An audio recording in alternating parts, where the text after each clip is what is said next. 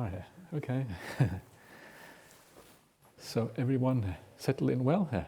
Everyone okay here? Yeah? Anyone not okay here? Everyone is almost okay. It's really nice. Very easy here. So good here. And I know Bianca is very professional. She knows this retreat center inside out, so it's usually very well organized here. So good. So I guess we can just start, which is great. So just to give you a little bit of preliminary information, is there anything I should say that I should know about, or is everything is fine? Yeah, no questions, anything like that. Okay, so we just start away here. We don't normally take the 8 precepts formally. Everyone knows what the 8 precepts are. Is that right? Anyone does not know what the 8 precepts are? You've already been told by Bianca, right? Is that how it works? I don't know. Okay. So we just start then straight just to go away, and let's start with these things. And usually most people know what goes on anyway. And if you have any questions, you can always ask, because we have the Q&A in the evening. Yeah, so you can always ask, write things down. There are pens and paper outside. So please ask any question you like, and then we can take it from there if it needs to be done. Whatever needs to be done. So the idea with this kind of retreat, it is advertised as a sutta and meditation retreat. And the idea is that when you meditate, you have often more ability to understand the suttas, because your mind is hopefully a bit more peaceful, a bit more relaxed. Sometimes you may even become very peaceful. You may experience some joy and happiness and all these kind of things. And the more of these spiritual qualities that you develop, the easier it is to kind of relate to the suttas. And when you relate to the sutta as well, it tends to feed back into your meditation practice, because you see what is going on, you see the suttas, and maybe you delight a bit in the suttas, and then when you delight in them and you understand what is going on, it tends to make your mind more ready for meditation practice afterwards. So very often the two kind of work really, really well together. That is the idea with this kind of retreat. So, is the volume okay, by the way? Can everyone hear all right? Yeah? Okay, good. So, okay. So that is the first aspect of this. And the other part, which I have always found very important on the Buddhist path, is that meditation is only one aspect of the Buddhist teachings. Meditation practice does not stand alone. It's not something that you can do completely independent of everything else in your life. It fits into everything else that you do. So I think it's often quite useful on a meditation retreat to talk about all of those things, so you get an idea of the overall Buddhist spiritual practice, so that you know what you have to do also in the larger scope of things, what to do when you come back home, how to practice the path overall. Because that is really what matters. When all these factors come together, everything works together, and you practice these things, not just on a meditation retreat, but in your daily life. You make your life into a spiritual path. Your entire life, everything you do becomes part of your spiritual practice. That's when it becomes really powerful. It's not just about going to the retreat center and kind of being spiritual for 9 days and then being worldly for the rest of the time. If you do that, everyone knows that already. It doesn't work if you do it that way. You have to integrate the spiritual life into everything else you do. Is that right, Shivam? Yeah? Nice to see you here anyway. So that is how things work out. So for this reason, I like to kind of broaden things out a little bit and then kind of get a full overview of what this is about. And this year I'm going to talk about something called the 37 Bodhipakya Dhammas, which translates to something like the 37 aids to awakening. And these are basically all the, I'll talk more about this tomorrow, but these are basically all the various factors on the Buddhist path that are supports for awakening in this life. And if not awakening, supports for any kind of spiritual progress that you make in this life. So we'll have a look at that tomorrow. I'll explain what these things are. But this is kind of the theme for this series retreat. I try to have slightly different theme each year, so as to say at least a little bit some things that are a little bit different. Usually I like to say exactly the same thing every retreat, but I always try to add a little bit extra as well, so as not to kind of for people fall asleep, especially those who come every year.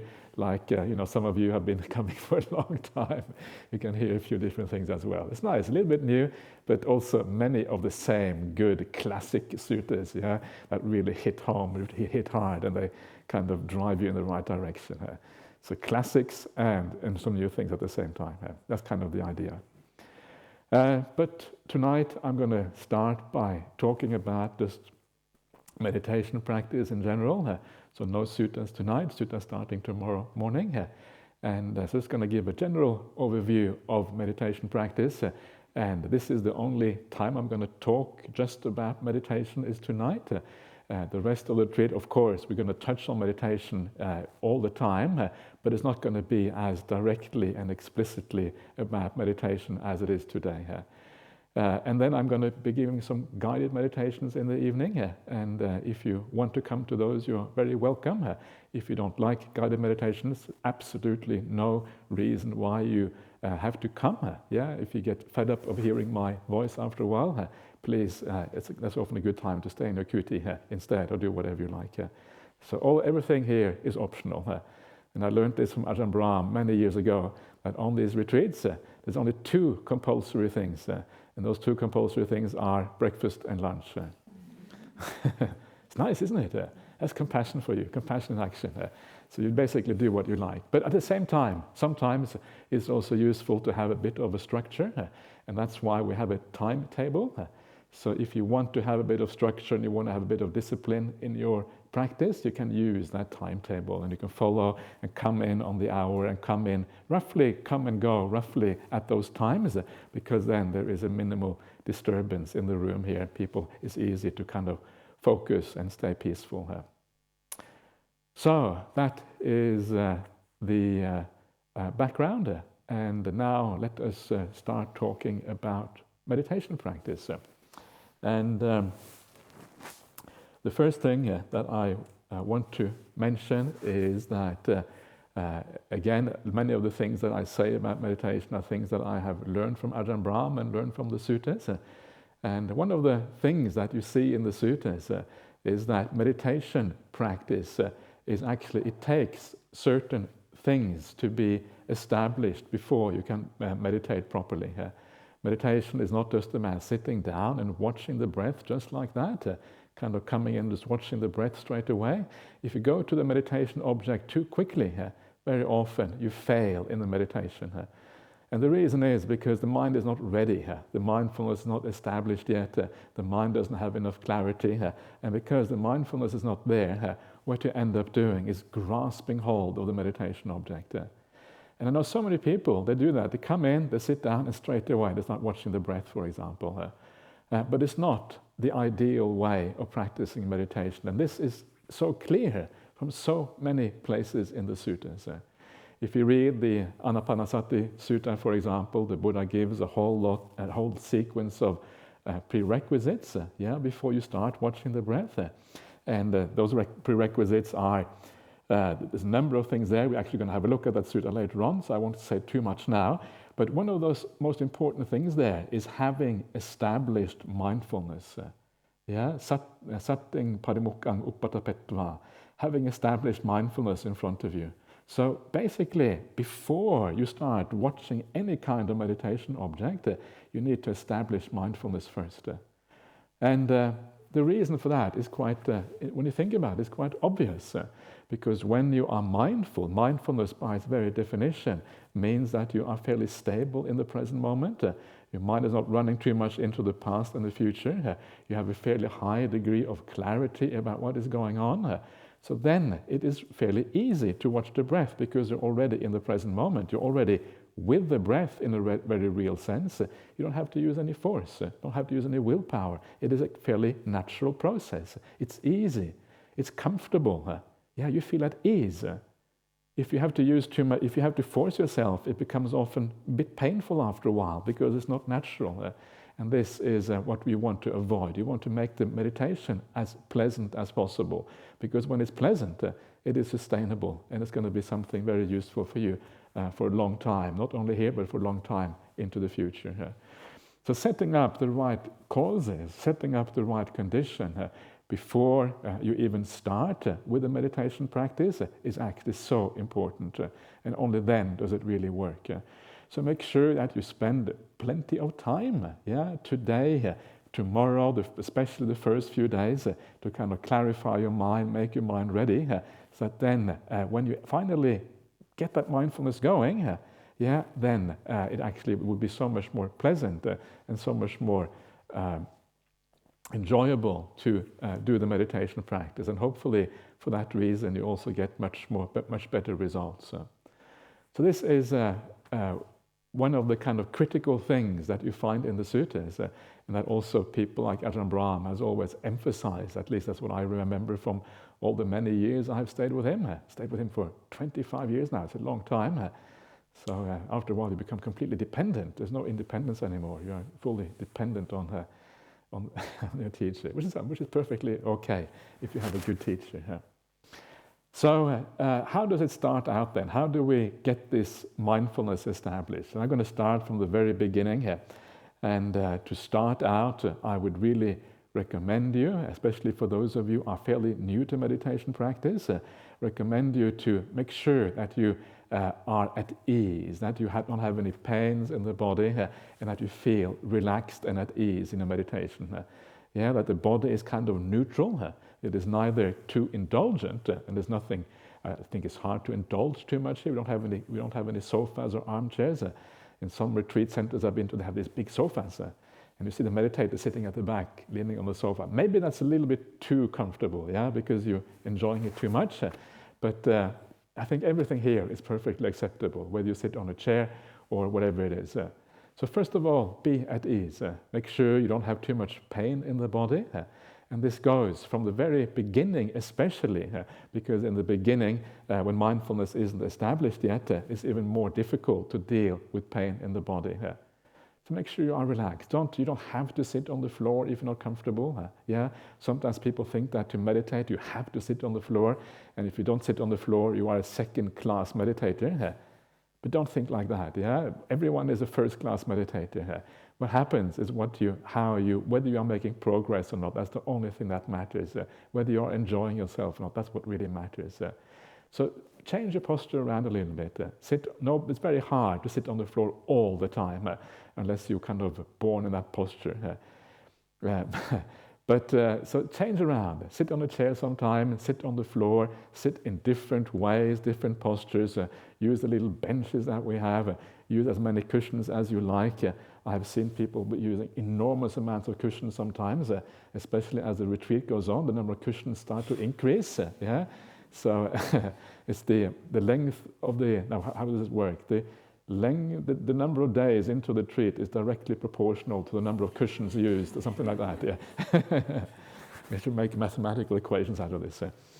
So be comfortable, be at ease. It is almost impossible to be too comfortable in a place like this. So make sure the body is just right.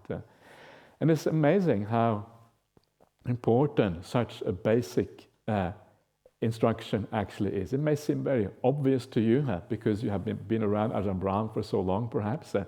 But actually, it is not really obvious at all. And in my experience, the vast majority of Buddhists, they experience far too much pain in the meditation practice. And because of that, they very often give up on meditation, and they give up on the benefits that can be had by making the mind peaceful and all the happiness and joy that can come from that. There are so many types of meditation around the world where the idea of pain is not discouraged at all, even encouraged. Sit completely still, don't move for long periods of time. And actually, in my opinion, it is not the right way of doing meditation practice. And in fact, it's not really my opinion, it's the opinion of the Buddha, because this comes back to the idea of the middle way. Basic teaching of the Buddha. The very first thing the Buddha said after his awakening, the first time he opened his mouth, talk about the Dhamma, he said, middle way. And what is that middle way? Well, it is precisely the middle way between not indulging the body and the five senses on the one hand, and not finding pain in the body on the other hand. In other words, not purposely creating pain. And by sitting for long hours in one posture without moving, sometimes you are purposefully creating pain that is not really necessary. So the middle way, and I would say, I always suggest to people that if you're going to err, if you're going to make a mistake on the side of a little bit too much indulgence. If you have any doubt, have that extra cup of tea. If you have any doubt, sleep that extra half an hour in the morning so you feel really refreshed. So your mindfulness the point of sleep is to kind of maximize your mindfulness.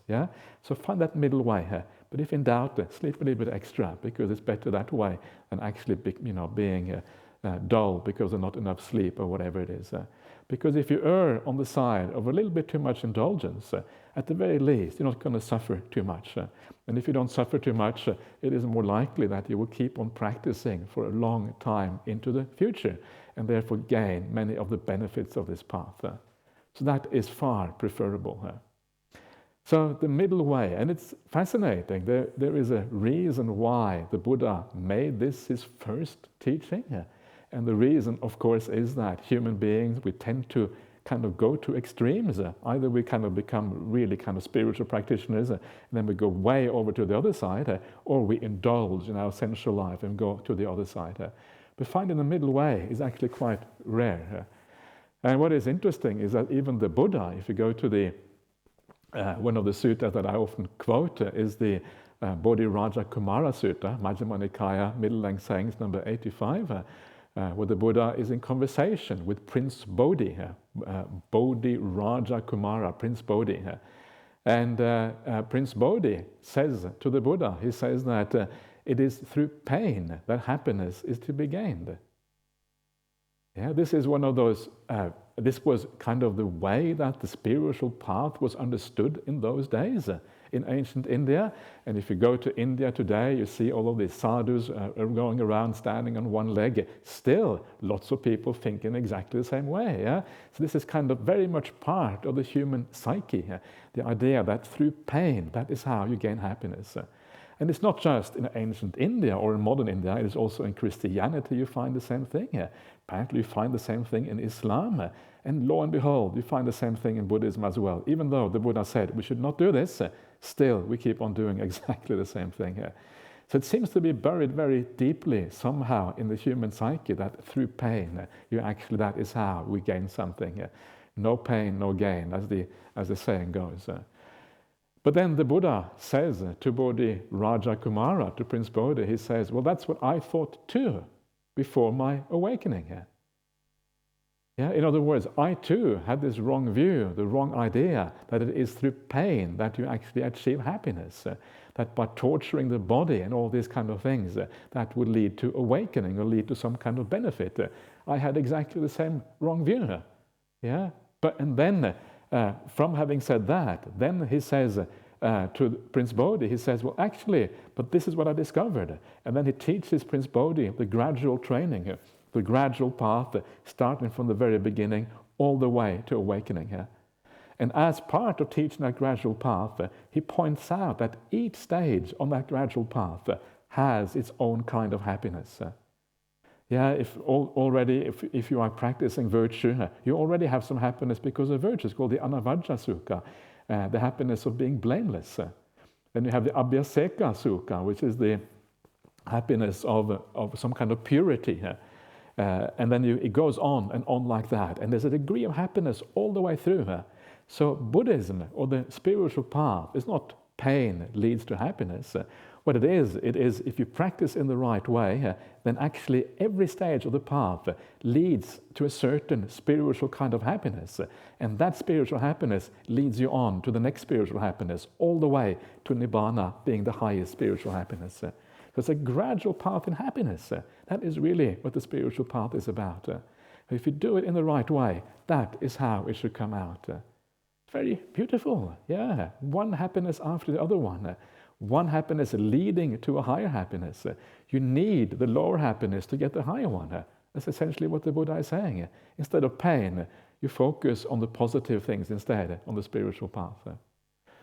So very deeply rooted in human beings, so deeply rooted that the Buddha himself had that wrong view before he started out.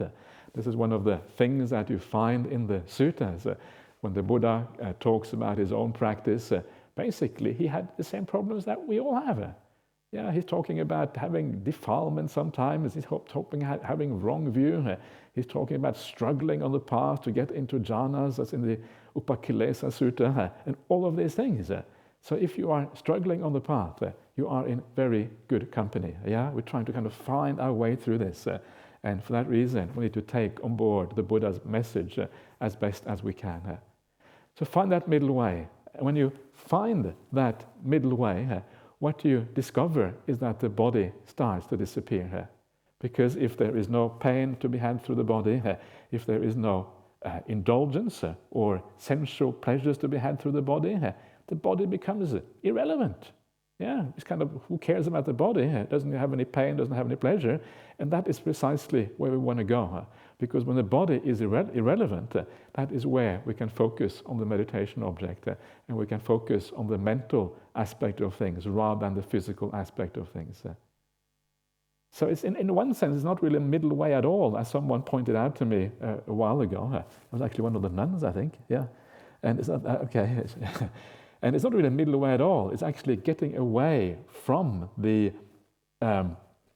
body and moving on instead to the mental world. That's really what it is about. So in one sense, you could argue it's not really a middle way, but in another sense, it is. So do that to the best of your ability. Remember that throughout the retreat. And if you start to feel a little bit too much dukkha, too much things get too terrible, then take a step back and ask yourself if you can make it a bit more easy, happy, and more kind of more joyful, or whatever it is, so that you don't kind of suffer too much. Otherwise, it's going to be problematic. Very simple little thing, but I think very important to remember, because so many people forget about this. So many, almost everyone forgets about this. So please don't be one of those who forget about this. Sometimes you do, yeah, and that's okay. Then you learn and you kind of get yourself back on track again, yeah, and then you kind of carry on, and eventually you get past that. So that is the very beginning. And once you find a good posture for yourself, and when it gets too painful, you move around a little bit, that's okay. Please feel free to move. You don't have to sit in one posture all the time. The next thing is to learn to really fully relax. You can be fully at ease and fully really enjoy sitting here. Yeah, so you start off when the body feels right, and still there is often some tension left in the body. And that tension often comes from the mind, because the mind is very active, and the mind does things, and very often whatever emotions we have, we can often feel them in the body. Yeah, the body tenses up because of certain emotions or whatever. So the next thing to do is really to relax the body to the maximum. And as you relax the body, you find the mind also relaxes, because again, these two things are very closely connected with each other. And to do this, actually I should say that one of the nice things also about not having pain in the body and looking after yourself so that you don't actually have too much of these negative feelings in the body, one of the nice things about that, it encourages a little bit of kindness and care towards yourself, which is a very important attitude to have. If you get too much into the idea of you're going to be tough and you're going to kind of deal with the pain or whatever, sometimes this can be a very hard kind of mind state, where you don't really kind of have that sense of care and gentleness that is required for the mind to be right. So simply by looking after yourself and saying, okay, I'm not going to do all this pain stuff or whatever, it's a degree of kindness there. And that kindness is a attitude that you want to bring with you on the path. So already there, you're building up that right attitude. And that right attitude you then bring in to the next stage, which is the stage of just allowing to let things go, not to be so tense, not to be have all these tensions or whatever in the body. If you take that kindness with you from the very beginning, it's easier then to kind of de-stress and relax also later on in the practice.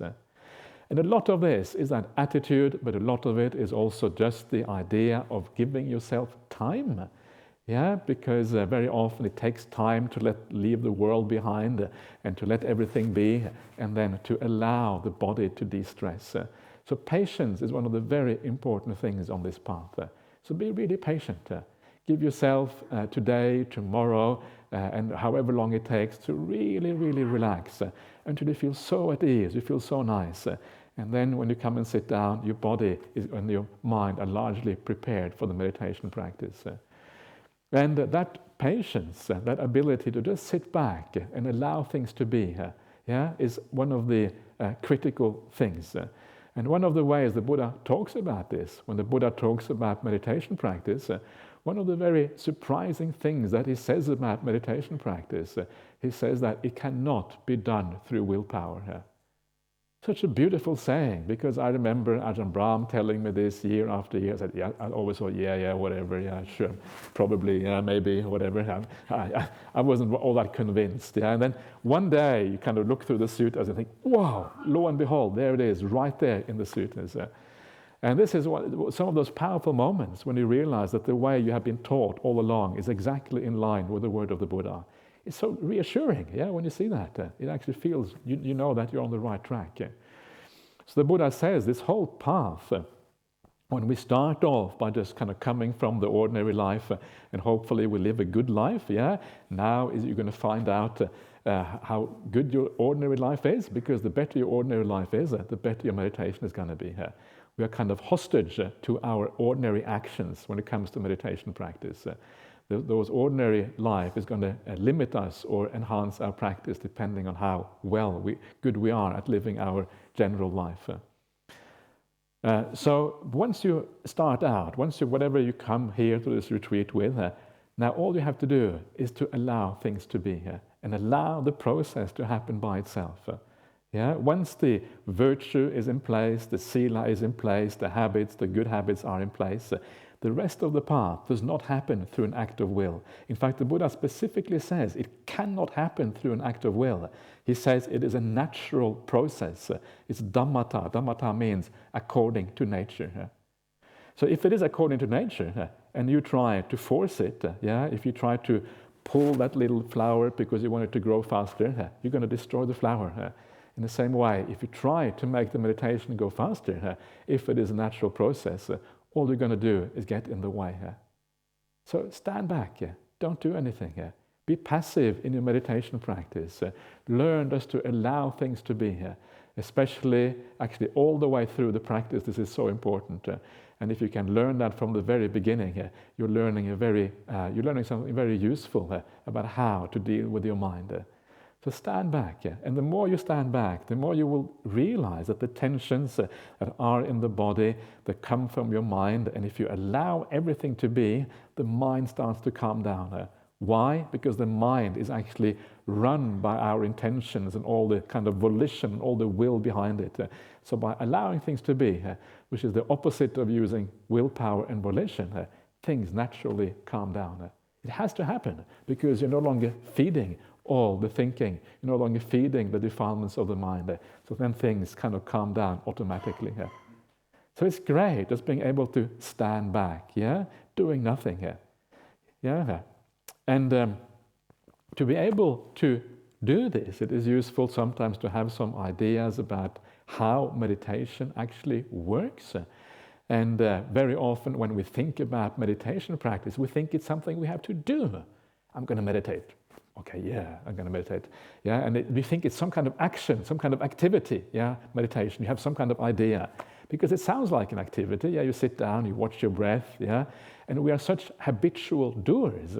We are such habitual doers that straight away when we hear that meditation is kind of a thing, we think we have to do the meditation. But really, that is where we tend to go wrong already. And it can be very hard to get out of that habit of doing the meditation. I know people who have been meditators for years, and they have been very good meditators, going very, very deeply with lots of happiness and piti sukha, lots of tranquility and all of these kind of things. And they have been telling me that after 15 years of meditation, and they have been doing really, really well, still they have been doing too much. This habit of doing is very profound, and you take it with you all the way to the doorstep of the jhanas. Only then do you really let go of it fully. So it's useful to learn from the very beginning to stand back and allow things to be. So instead of doing the meditation, one of the ways of thinking about it is to think about what happens when you come down after a long day's work and you are really tired. What do you do? Well, what you do, you may have your favorite armchair at home, or whatever it is, and then you just sit back and you kind of take a breath, And do you do anything at that point? You do absolutely nothing, You just sit there, you allow things to run through your mind, you allow your body to relax, everything to be, because you are exhausted. You allow things to be. You allow your mind to run. You allow your body just to kind of hang there, whatever it wants to do. And meditation is a little bit like that. It is not the kind of the slothful posture and the kind of that aspect of it, but it's similar in the sense that you just allow things to be. And when you sit in that armchair and you feel exhausted, just by sitting there, and you allow things to calm down a little bit, after a while you feel better. And the reason you feel better is because you have let go a little bit. You have allowed things to be. And then your energy comes back. And then you're able to operate again afterwards. And this is very parallel to what we do in our meditation practice. You allow everything to be, and as you do so, because you're not using the muscles of the mind, you're not using up all that energy through using your will, the energy comes back into your mind again.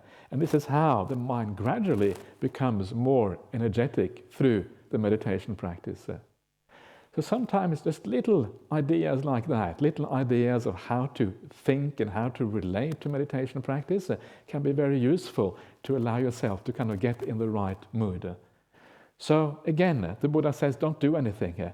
Allow all of this to happen. Be that person in the armchair, but sit a little bit straighter, otherwise you fall asleep straight away. But kind of roughly like that. Enjoying yourself, sitting down. Whoa, so nice. And then you are on the right track. And it will take time, but eventually what happens is that the mindfulness starts to come. The world starts to be left behind. You don't think about the world so much anymore. This is one of the great things about coming here to Jhana Grove. You're far away from your home situation. Your family is not here. Your work is not here. All of these things that we are kind of caught up in the world, all of that is left behind. And now you can actually leave it behind gradually, mentally as well. This is one of the great things about going away a little bit. The Buddha always says that you need to move away from your habits to be able to meditate. One of the kind of crucial things. And this is kind of partly what we're doing here. So mindfulness starts to come. And mindfulness starts to arise. So how can we encourage this mindfulness when it starts to arise? And there's many tricks of perception that you can do. First of all, you have to have a little bit of mindfulness. Once you have a little bit of mindfulness, you can think with a bit more clarity. Then you can start to use your perceptions to enhance the mindfulness even further. Oops. Has it moved around, or is it... which way is it supposed to go? Okay, this way. Okay, thanks.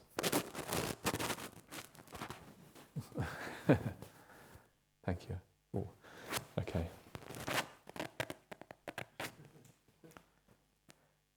Okay. So what are some of these perceptions that we can use to kind of help us with the practice? And one of the things that I would sometimes maybe recommend you to do is to remind yourself what is really important in life.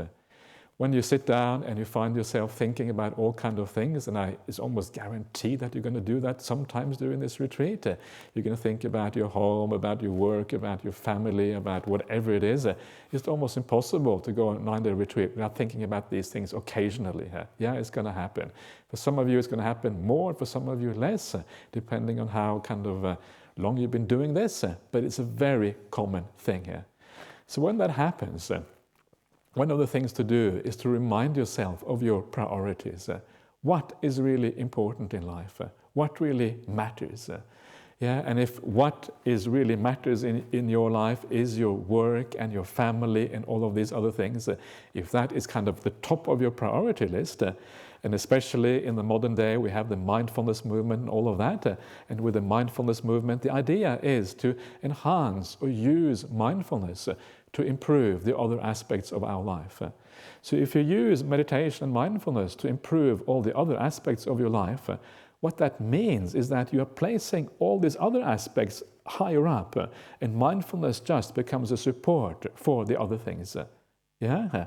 And of course, if you do it that way, then because the other things are more important and mindfulness and meditation and the spiritual life is secondary, you're going to think about those things during meditation practice. Why? Because they're more important. The mind always goes to those things that it thinks are important. That's what the mind prioritizes by default. It's very obvious when you think about it, yeah, because what is important to us, that is what we think about, that's where we hang out, that's our bhava. If you look at dependent origination, you have the 10th link of dependent origination, it's called bhava. That's kind of our existence, if you like, that's where we hang out. So what you want to do instead, you want to turn this upside down, and instead of making meditation secondary, instead of making meditation a support for your ordinary life, you make your ordinary life a support for your meditation practice. So when you do it like that, it changes things completely. You think about your ordinary life, your family life, your work, and all the other things that you do, and you use that in such a way that it supports what you're doing now. Yeah, so when you go back home, of course you are kind to your family members. In fact, you are more kind than ever before. In your work, you do a good job because you know doing a good job is always a positive thing. You feel good about yourself afterwards. Whatever you do in life, you do it in a good way, but you do it for a higher purpose. And that higher purpose is a spiritual path. In this way, by living in this way, by making the spiritual path the most important thing and making everything else secondary, you actually enhance both at the same time. That is kind of the magic about this. It doesn't mean you become callous or careless in your ordinary life, but actually it means you put extra effort in to making your ordinary life even more pure, even more filled with kindness, even more filled with care. Why? Because it will support your spiritual life. And once you turn your life upside down like that, compared to how most other people live, it means that you are here now. Now is what you're doing what really matters. When you come to this retreat center, you have the chance to touch things that are profoundly meaningful in this life, far more meaningful than anything you can ever experience in ordinary life. And because this is what is profoundly meaningful, because you understand this is what really matters, everything else is secondary, it means that you don't think about your ordinary life during meditation anymore. So try this perception sometimes. Remind yourself what really matters. And if you're really able to see that these other things are secondary, they're not really important, actually it is not that hard to let go of them. Why? Because why are you going to think about and talk about things that are secondary importance when you are doing what really matters? It's a little bit like if you are in a really nice restaurant, yeah, you're in a really nice restaurant, you're enjoying kind of 5-star restaurant or whatever, with whatever food it is, you're not going to think about McDonald's while you're eating there, or are you? Probably not, yeah. So, and this is exactly the same thing when you are doing a spiritual life. If you really understand that this is superior, you're not going to think about those other things when you practice here. I hope you don't feel offended by that similarly, but just trying to kind of make a point there. Yeah, now you're doing what really is important, what really matters. So these little perceptions like that can sometimes be very supportive because it helps you to remind you what matters. And we always need reminding because it's so easy to slip back to the old habits. And you may see it sometimes this perception will work, other times it won't work. So please try to remind yourself, try to clarify these kind of perceptions during this retreat. And they will come in very handy also later on. When you go back home or whatever else you do, these kind of perceptions can be incredibly useful. So use this perception, and then your mindfulness hopefully becomes even stronger as a consequence. You continue to relax, you allow the whole process to go. Mindfulness comes up even more strongly here. And at a certain point in this process, you can start watching your meditation object. You have to find out what that point is by little bit by trial and error. Yeah, I'm not going to tell you exactly when that is, because you really have to figure it out when you have enough clarity, when you have enough peace to do it. All I can do is tell you about all these supporting things that allows you to get there. That's really what I think is my job. It's looking at how the Buddha talks about these things. I think that is the right way to think about it. So mindfulness comes. And as mindfulness comes, you have that beautiful Bhaddekaratta Sutta, Majjhima Nikaya 131, the middle-length sayings of the Buddha, number 131, where the Buddha says that do not go into the future. Do not think, do not, something like that. Do not go forward into the future. Do not go back into the past. For the future has not yet come, and the past is already finished. Instead, see with clarity into the presently arisen phenomena right here and now. Yeah? Don't go back into the future. Don't go to the past. Stay with the presently arisen phenomena. What are those phenomena? Well, they're like the breath, for example. Yeah? That's one of those phenomena that you can see right here in the present moment. That's where you want to hang out. So have a look at that sutta. It's a very nice one, actually. It's not part of the suttas for this retreat, but it's one of those very simple things that reminds you of, letting go of these things. And I remember Ajahn Brahmali in his book on the basic method of meditation, he talks about the future and the past as two heavy suitcases. Remember that? You can always carrying these heavy suitcases around, and then one day you let go of them, and you feel so light in comparison to what you felt before.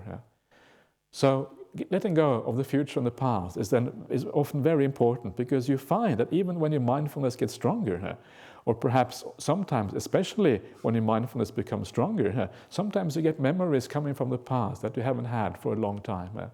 And so you need to deal with these things to make your mind even more peaceful. So how do we deal with the past and the future in a skillful way?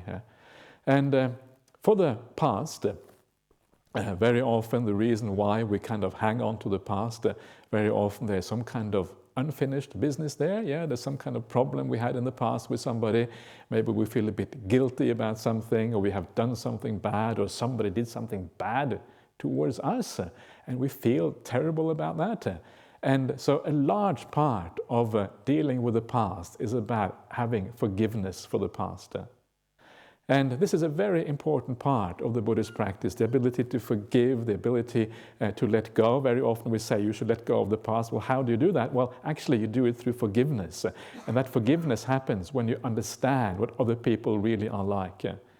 This is one of the things I will talk about quite a bit more later on, how to forgive the past in such a way that you can just kind of let it go pretty much straight away. And this may sound like some kind of magic trick, because letting go is often so difficult. But if you use the right attitude, if you think about people in the right way, the strange thing is that forgiving actually is not that difficult to do. It's just a matter of looking at people in the right way, understanding people. And one of the things that I will talk about later on is the idea that people are basically, to a large extent, they are automatons. They run according to a certain program. They have been conditioned in a certain way. They can't really be different from what they are. It's a very simple idea, but it follows from the Buddhist idea of non-self. And once you get that, once that really sinks in, forgiveness actually is almost second nature. You can forgive like that. Why? Because you know that it's just a process. It's like getting angry with a robot. It's like getting angry with a red light when you come down the street. It's as silly as that. And because of that, you can let go, you can forgive. And when you can forgive and let go, that is when the past kind of gets sorted out.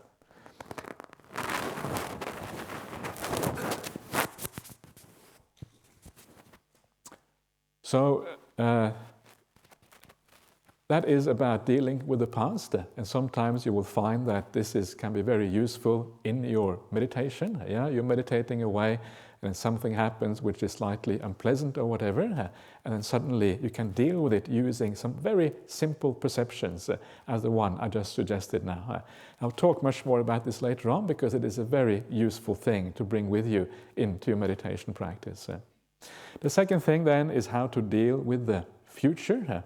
The future hasn't arrived yet. How do we deal with that? And one of the ways of dealing with the future is always to remember that the future that we often look forward to, that we think we're going to control, that we think we're going to make something out of, actually tends to be far less interesting than we think.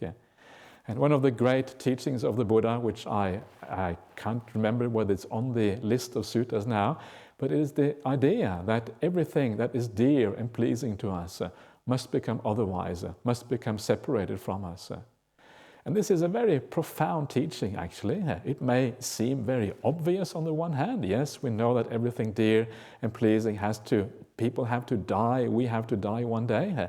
But it's actually very profound, because it means that everything in the world of the five senses ultimately is unsatisfactory, ultimately will let you down, ultimately will be problematic. Why? Because ultimately we're going to have to let it go. Ultimately we are going to have to die. Very often it will go long before we die.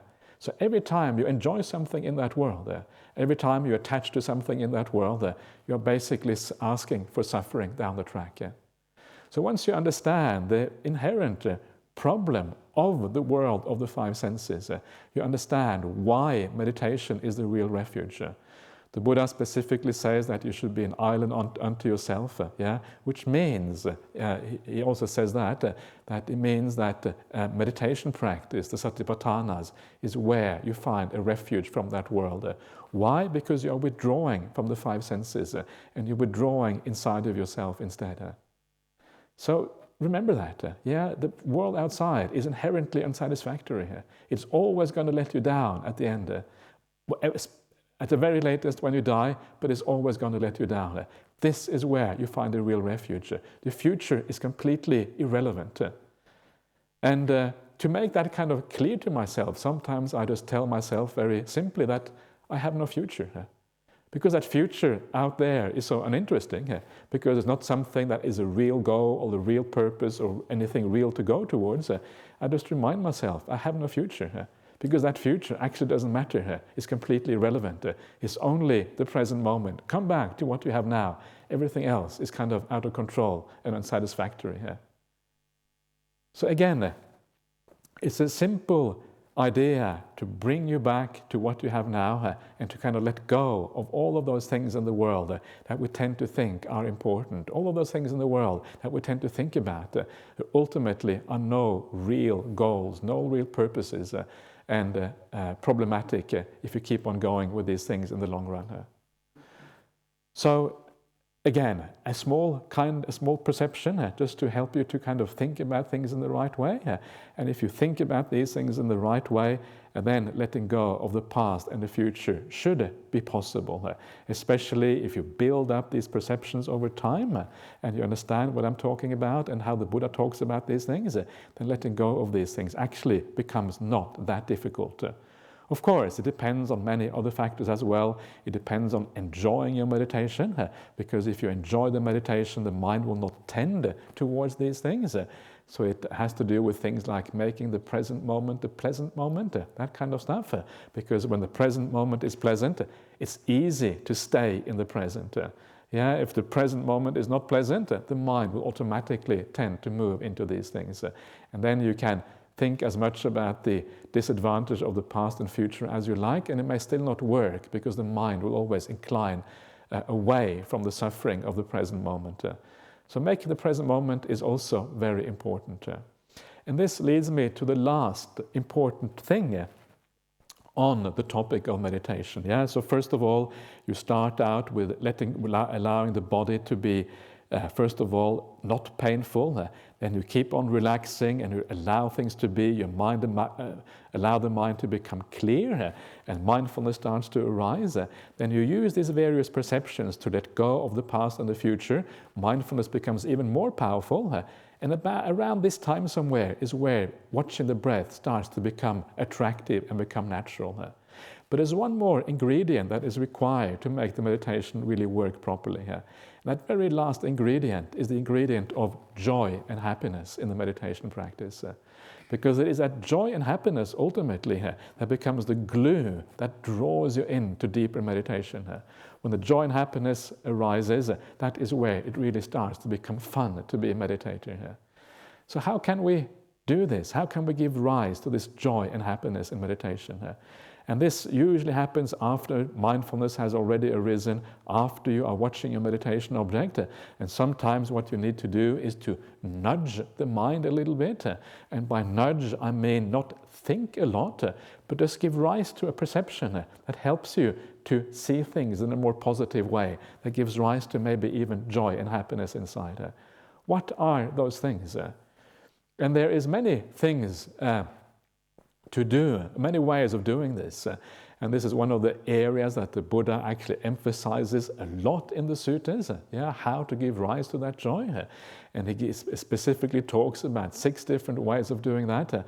And these ways are Buddha Dhamma Sangha Nusati, Buddha Nusati, Dhamma Nusati, Sangha Nusati, the recollection of the Buddha, the Dhamma and the Sangha.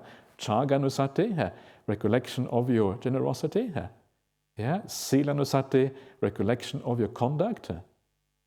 These things are very simple things. Often they are just about sitting back and allowing your mind to go back into something in the past that was beautiful, a beautiful action that you did, the idea that you have lived well for a long time, and just feel what that feels like.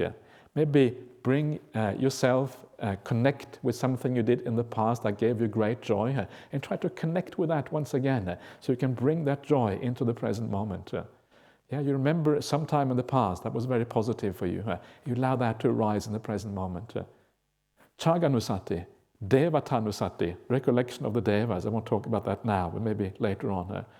Another way of doing this, and this I'm going to talk about this later on as well, and that is the thinking about your Kalyanamitas.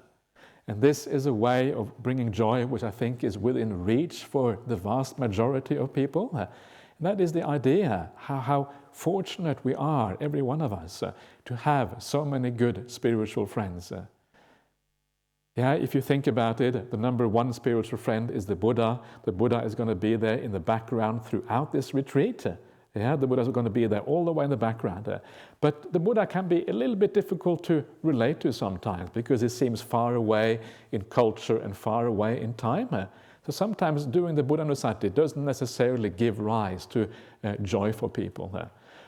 But anyway, so here's the first Kalanamitta. Then you have the monastic community. You have all these people who professionally live the spiritual life. And what a wonderful thing it is to have that in the world as well. And especially here in Perth, we have a very strong monastic community, which is great.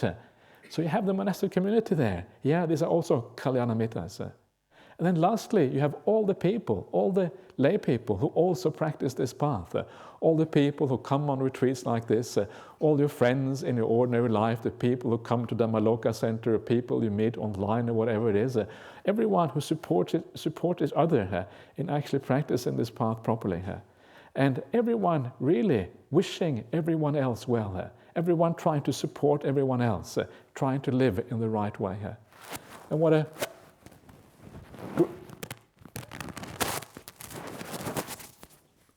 wonderful thing it is to live at a time when you have all of these assemblies, all of these people around, both bhikkhus and bhikkhunis, both laymen and laywomen, everyone practicing together in this way, and everyone supporting each other, mutual support and mutual respect.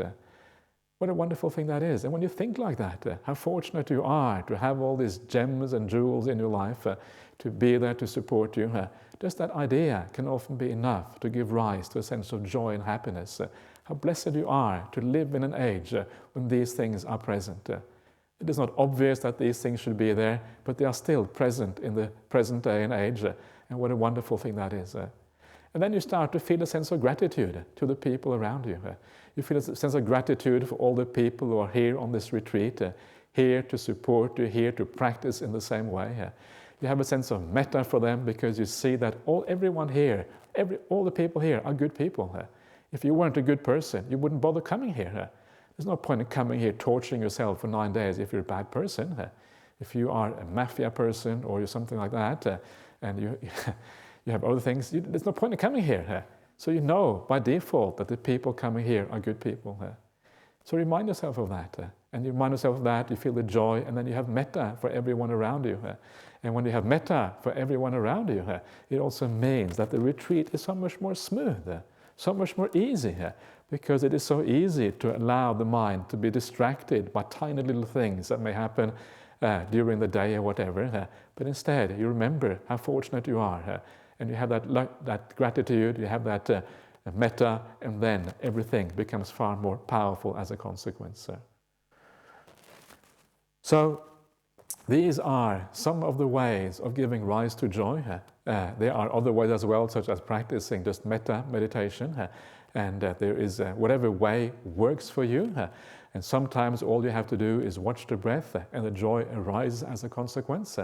But that joy is really one of the great benefits of meditation practice. And when you start to taste that joy, it's a joy that is very different from any joy that you can experience in ordinary life.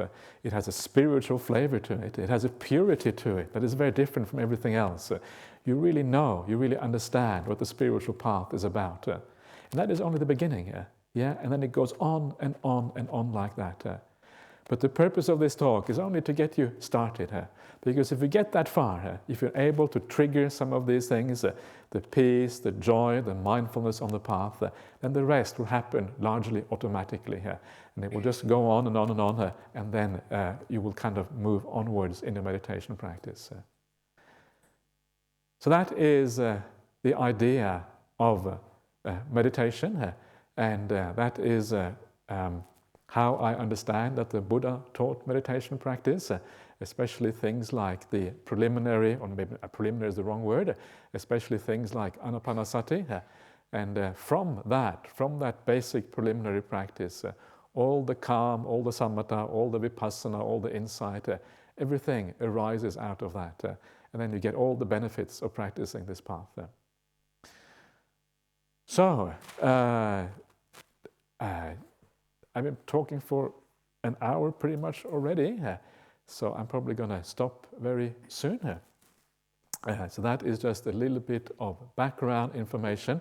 If what I was saying wasn't clear, and it may have been a bit rambling, so I apologize if that was the case, but please feel free to ask questions about meditation practice later on, and we can take those in the evening as we move along through this 9-day retreat.